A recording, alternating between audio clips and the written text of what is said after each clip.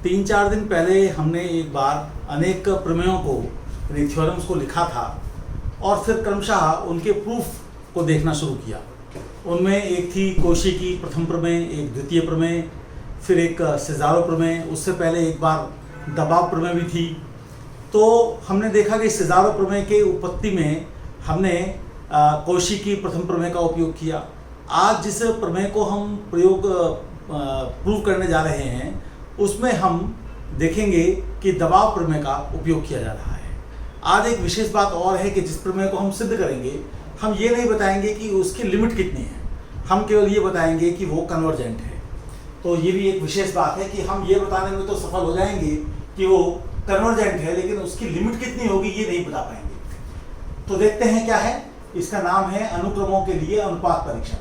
अनुक्रमों के लिए मैंने इसलिए लिख दिया है क्योंकि बाद में हम जब श्रेणियां पढ़ेंगे यानी कि सीरीज पढ़ेंगे तो उसमें भी अनुपात परीक्षण आता है, तो इसलिए ये अनुक्रमों के लिए है। तो इसमें क्या है कि हम एक सीक्वेंस लेते हैं जिसका हर एक टर्म पॉजिटिव है और हम उसकी लिमिट लेते हैं L। तो ये अंडरस्टूड है कि L जो है वो हमेशा ग्रेटर देन और इक्वल टू 0 होगा। ये बात हम जानते हैं कि यदि सीक्वेंस के सारे टर्म पॉजिटिव हैं तो उसकी लिमिट 0 भी हो सकती है या 0 से बड़ी। अब तीन स्थितियां हैं, या तो L 1 से बड़ा है, छोटा है, या फिर L 1 के बराबर है, या फिर L 1 से बड़ा है। तो L 1 से छोटा होने पर हम ये कह रहे हैं कि सीक्वेंस n कन्वर्ज करेगी 0 को, यानी यहाँ हम बता दे रहे हैं कि किसको कन्वर्ज करेगी। L बराबर 1 होने पर हम कुछ नहीं कह पाएंगे। कुछ ऐसे उदाहरण है जिनमें कि L की वैल्यू 1 होने पर ये सीक्वेंस n कन्वर्ज करेगी और कुछ में जो सीक्वेंस है वो डाइवर्ज करेगी। हम ये नहीं कह पाएंगे क्या होगा। L 1 से बड़ा होने पर हम ये कह पाएंगे कि ये सीक्वेंस इन्फिनिटी की ओर कन्वर्ज करेगी। तो ये हम देखते हैं क्या है। तो सबसे पहले हम ये वाला मामला ले लेते हैं कि L 1 से बड़ा है, लेकिन उससे पहले हम साधारण बात कर रहे हैं जो कि तीनों के बारे में उपयुक्त है। तो पहली बात हम देख रहे हैं कि हमारे पास ये लिमिट दी हुई है, तो हर एक एप्सिलॉन के लिए जो कि पॉजिटिव है हमें k मिल जाएगा ताकि ऐसा हो। इसका मॉड अगर हम हटाएंगे और L को दोनों तरफ ऐड कर देंगे तो ये आ जाएगा।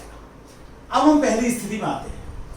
L अगर 1 से छोटा है, 0 या 0 से बड़ा तो है ही, तो हम एप्सिलॉन को इतना छोटा ले सकते हैं कि L प्लस एप्सिलॉन मिलकर भी 1 के बराबर या 1 से बड़ा ना हो पाए, उससे छोटा रहे। यह हमेशा संभव है यदि L 1 से छोटा है।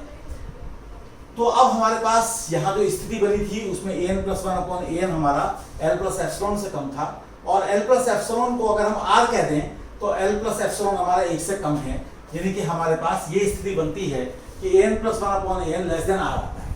उससे हम ये निकाल लेंगे। तो फिर an/n माइनस 1 भी लेस देन r है। लिमिटिंग वैल्यू चूंकि उस प्रकार की है तो उससे हम कर सकते हैं। हर एक n के लिए ट्रू है जो कि k या k से बड़ा है, उसके लिए ये बात है। तो n हमने काफी बड़ा रखा है, जैसे k 5 और n 15 है तो 16 के लिए ठीक है, तो 15 के लिए भी ठीक है, 14 के लिए भी ठीक है, और हम यहाँ तक पहुंचेंगे। अब k एक फिक्स्ड पॉजिटिव इंटीजर है और हमारे पास जो ak है वो भी सीक्वेंस का एक kth टर्म है, वो भी फिक्स्ड है। इसको हमने कांस्टेंट c कह दिया, तो हम यहाँ पहुंच गए। इसको हमने 0 लेस देन an प्लस 1 लिया है, वो दिया है पॉजिटिव, और फिर इसको ले लिया।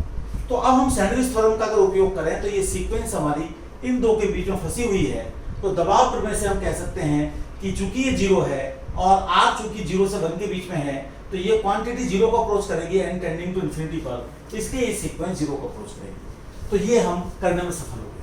अब हम पहले तीसरे पार्ट को देख लेते हैं।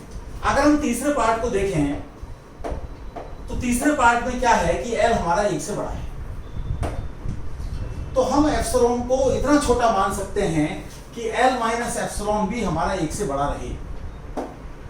देखिए आप समझिए इस बात को, L 1 से बड़ा है तो इतना मान दिया, तो L हमारा 0 से बड़ा तो था ही, तो इस बात का यहाँ पर कोई महत्व नहीं रहा। अब हम ये कहते हैं कि चूंकि हमारे पास में यहाँ से ये चीज आ गई थी L माइनस एप्सिलॉन से बड़ा, तो हम ये कह सकते हैं कि L माइनस एप्सिलॉन से बड़ा है। अब R को हमने L माइनस एप्सिलॉन मान लिया और L माइनस एप्सिलॉन हमारा 1 से बड़ा है, तो हम यहाँ कह सकते हैं कि R हमारा 1 से बड़ा है। अब हम ये वाली जो कंडीशन है जब हम लगाएंगे तो हम क्या देखेंगे, एक तो हमें ये कहने की आवश्यकता नहीं है कि 0 वाली बात। दूसरी बात ये है कि an प्लस 1 जो है वो हमारा इससे बड़ा हो जाएगा, और ये हमारा इससे बड़ा हो जाएगा, और ये हमारा इससे बड़ा हो जाएगा, और अल्टीमेटली हम यहाँ पहुंचेंगे। यहाँ पर फिर से हम इसे C कह सकते हैं। तो कुल मिलाकर हमारे पास जो स्थिति बनेगी वो ये बनेगी कि ये चीज हमारी इससे बड़ी हो जाएगी। अब r चूंकि 1 से बड़ा है तो n टेंडिंग टू इन्फिनिटी पर ये क्वांटिटी इन्फिनिटी को जाएगी, और c यहाँ पॉजिटिव है, देख सकते हैं आप c पॉजिटिव है, तो ये क्वांटिटी इन्फिनिटी को जाएगी। तो an+1 चूंकि उससे बड़ा है तो हम कह सकते हैं कि ये क्वांटिटी इन्फिनिटी की तरफ जा रही है। और इसके लिए कोई दबाव प्रमेय की हमें आवश्यकता नहीं है, क्योंकि जब ये क्वांटिटी इन्फिनिटी को जाएगी तो उससे बड़ी भी इन्फिनिटी को जाएगी।